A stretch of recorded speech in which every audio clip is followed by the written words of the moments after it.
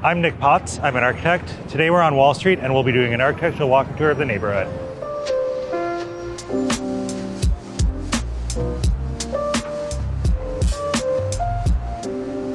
Wall Street has this reputation of being the financial capital of the country, but the reason it's called Wall Street is that we're at the edge of the settlement of New Amsterdam, where really the city stopped right where it is and there is a defensive wall. Other things that happen at the edge of any settlement is trade, and that's exactly what is happening here in the Wall Street areas. There was trade amongst the indigenous populations immediately to the north as the colonists were finding things to sell to them. There's also the sale and trading of goods and commodities, and because this is America in that period, also the sale of people through slavery. So this is really the nexus of all the things that were being traded in America at this time. Right now we are on Wall Street at Broad Street, right outside of the New York Stock Exchange. Stock trading had existed on this site really as far back into the early 18th century. There was a series of outdoor auctions that actually took place here on Wall Street around 1793 that started to become formalized. So these outdoor markets, which originally took place under a tree, started taking place within coffee shops. And as technology developed and the whole business of trading commodities became more formalized, there's a need for space to do it. And as electricity, the telegraph made it possible for people in offices to communicate down through ticker tape to people on a floor, you started having a need for a trading floor. And so this building is really that sort of technology. What you have underneath this big neoclassical pediment is a giant floor where stock traders could mingle with one another. These giant windows are bathing light in this very deep, large space. The tall windows, height means light.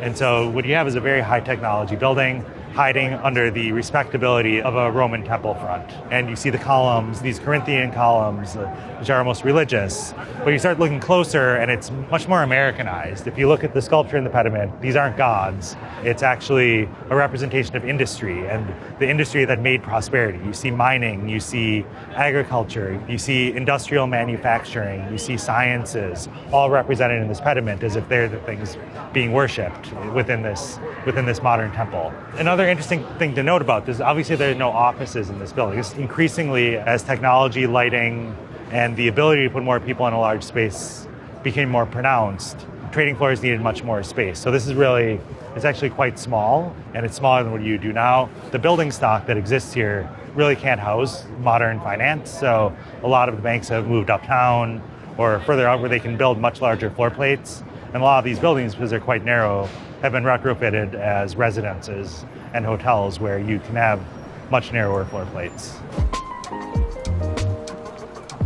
We are on the corner of Liberty Street and Nassau Street, right in front of the Federal Reserve Bank of New York. When the Federal Reserve System was created, New York could not appear to be the only one, so there are branch or actually equal Federal Reserves scattered across the country. And this building, though it looks very ancient, it's appropriating Renaissance forms. It's actually quite new, obviously because the Federal Reserve System didn't exist before then.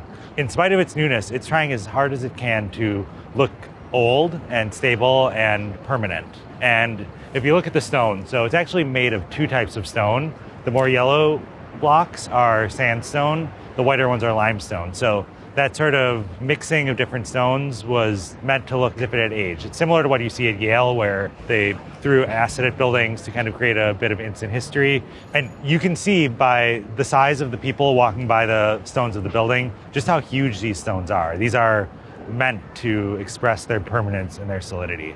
Here they went even one step further and did something called pulvinating, which is, it almost looks like a pillow. It's this giant rounded corner. And so that's expressing the bigness and the permanence and the stability of the building and our financial system. The type of building or the style of building that they appropriated for this, Renaissance palazzo, they were both places of commerce and fortresses for, if you think about the Medici and the extremely wealthy families in Renaissance Florence, these buildings were fortresses. And there's a little bit of that going on here. It's slightly castle-y. You see the crenellations at the top of the building. There's a tower. So it's meant to look stable and permanent and as if it could stand up to the onslaught of a war, should that happen, which is fitting for an institution that's meant to, house the reserves of our nation's finances. The metalwork is kind of doing two things here. For one, it looks impenetrable and fortress-like. It's also, if you look closer, a work of art. And this is the work of Samuel Yellin, who was the master of ironwork. He worked out of Philadelphia and did some of the most extraordinary ironwork of this country in the middle of the turn of the 19th century and the early 20th century.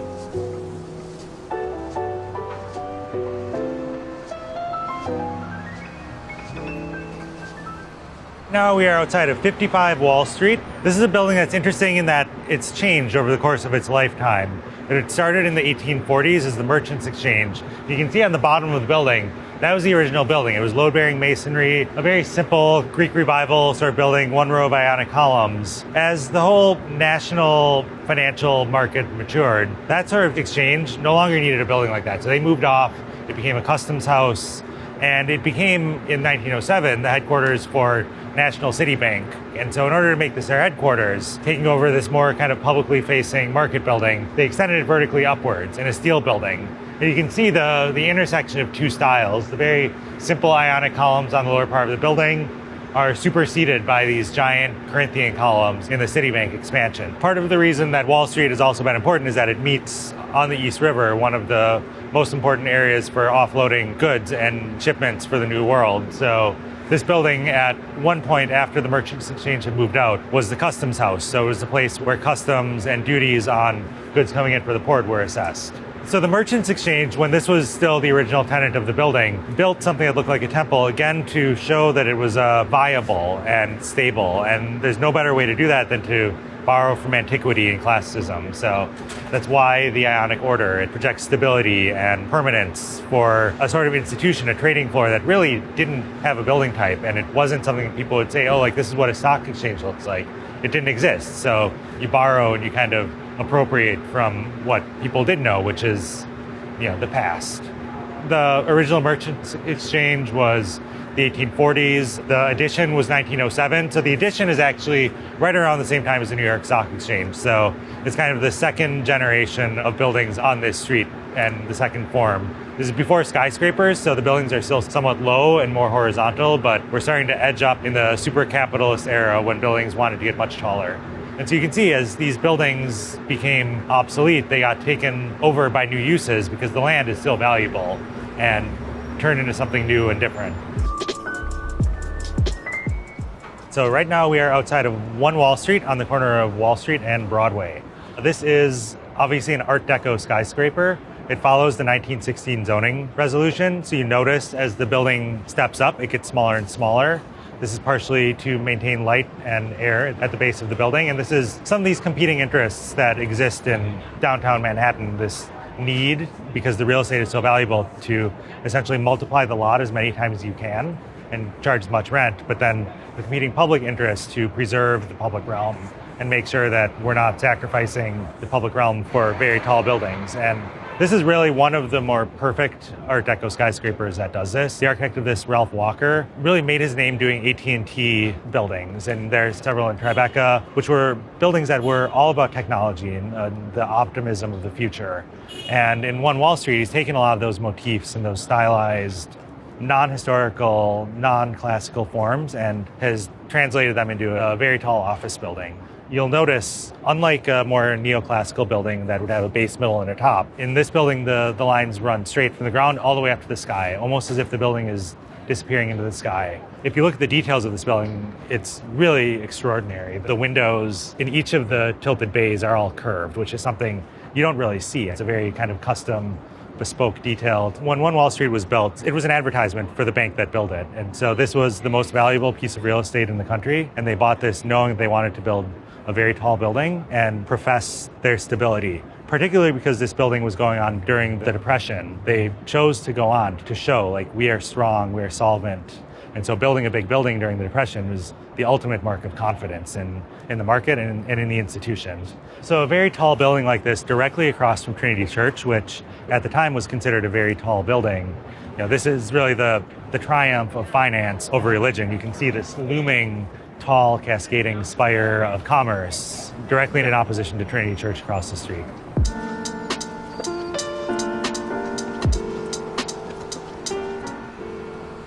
Right now we are in front of Trinity Church at the head of Wall Street in the financial district. This is actually the third Trinity Church that's existed on this site. The first one dated all the way back to 1698. It's a Gothic revival building. Trinity Church has really had a history that's mirrored a lot of the accumulation of wealth in downtown Manhattan. And it's an interesting combination if you think about it's at the foot of our most famous financial center, Wall Street, but it's a church. And it's very American kind of merging of the sacred and the financial. And Trinity Church is really the perfect example of this. As the church got wealthier, it grew. It continues to be one of the most important landlords in Manhattan. They were granted about 200 acres by Queen Anne in 1705. They still control a lot of that. As Trinity Church goes, so does Wall Street. When this was built, this was the tallest building in the country for quite some time after it was built. So you think about tall buildings, skyscrapers, and tall churches. It's kind of, again, this overlap in this paradox of Wall Street. Another interesting thing about this site is you see the pyramid right there. That's actually Alexander Hamilton, really the father of our financial system, is actually buried here at the head of Wall Street. So it's just, kind of the perfect American finance story here at Trinity Church. So we are standing in front of the Equitable Building at 120 Broadway.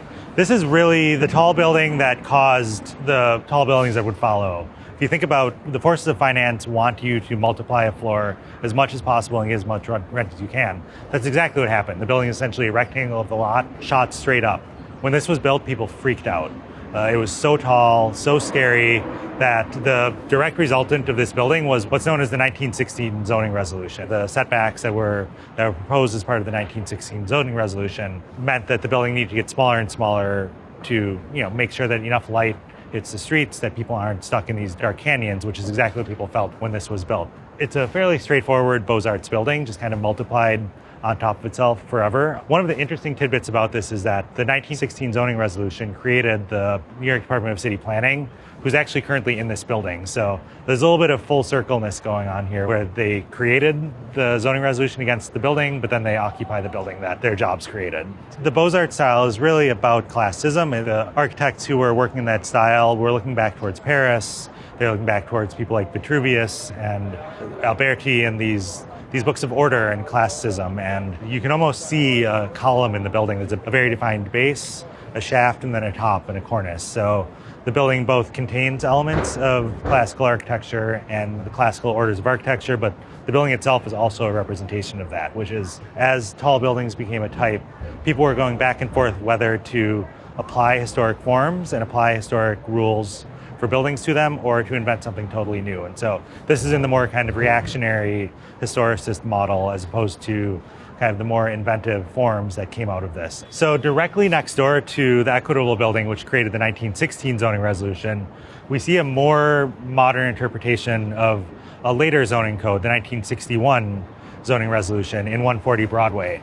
And in that more updated zoning, new rules came into place. Rather than just tapering, it introduced bonusing for a plaza. So this introduced these buildings, rather than a building going to the lot line and tapering up, the 1961 zoning resolution let you build taller if you would give more of the space back to the public. And so you see these towers on big plazas largely as a game to play against zoning, to get a little bit more extra height through bonusing, create a plaza. It's generally a privately owned public plaza, so there are rules. It's not really a public space. But regardless, that still allowed the developer to build taller than they ordinarily would have been able to do.